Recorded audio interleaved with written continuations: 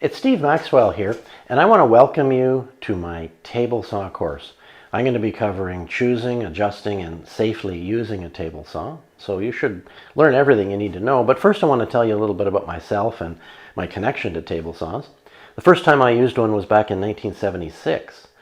Believe it or not, I was in grade 8 shop class, and back then they let grade 8s use table saws, certainly under supervision, and it was all very safe and everything. But 4 years later, I bought my own saw. I was still living with my parents then, young enough to do that. And I used that saw to build furniture for sale for a handful of clients that I got. And I ended up paying my way through university by building furniture with that saw and other tools too. So I took that experience, photographs of what I had built, and I ended up going to work as a cabinet maker in a professional shop, several of them actually. One I liked especially was Whippletree Kitchens, where we made solid wood kitchen cabinets, which is something that almost never happens. I got the chance to use some really great saws in that experience, and then eventually went on to build the shop that I'm in now.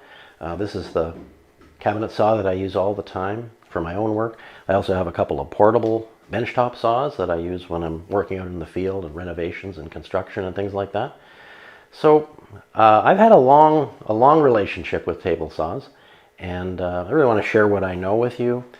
If there's one woodworking machine that you're going to buy, it definitely is the table saw, because it's such a mainstay thing. It's a foundation for so much other kinds of work. So let's get started.